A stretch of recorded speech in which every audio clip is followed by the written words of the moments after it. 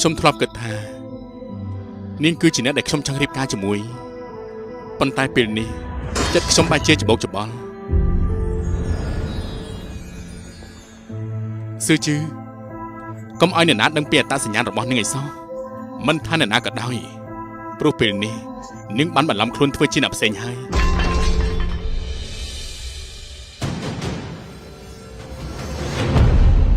ព្រះអង្គម្ចាស់ទ្រង់គិតចង់ធ្វើអីទៅតើនាងជាអ្នកណាតាំងពីដំបូងដែលខ្ញុំឃើញនាងមិនហ៊ានសម្លឹងមកខ្ញុំទេហើយកែភ្នែកនាងដូចជាអ្នកដែលខ្ញុំធ្លាប់ស្គាល់វាពិតជាដូចគ្នាមែនស្នេហាបង្កប់ជ្រៅក្នុងចិត្តសម្រាប់នាងគេទន់ខ្សោយណាស់ខ្ញុំថារឿងនេះមិនអាចលាក់បាំងបានរហូតទេលោកដឹងពីអ្វីដែលខ្ញុំចង់បានហើយលោកតែងតែនៅក្បែរខ្ញុំការពារខ្ញុំចុះបេះដូងលោកវិញលោកគ្រូពេនលោកនៅត្រូវការខ្ញុំទៀតដែរទេប្រាប់ខ្ញុំមកមើលស្នេហាភ័យខ្លាចថ្ងៃក្រោយគឺពិបាកទាយទុំនាងជាមនុស្សរបស់ខ្ញុំហើយ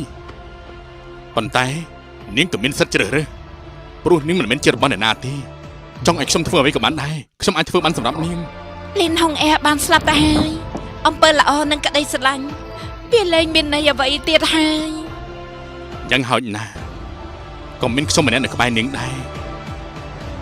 រឿងលបែងស្នេហ៍ដណ្ដើមរាជបល្ល័ង្កនាំមកជូនទស្សនាដោយក្រុមហ៊ុន SN Drama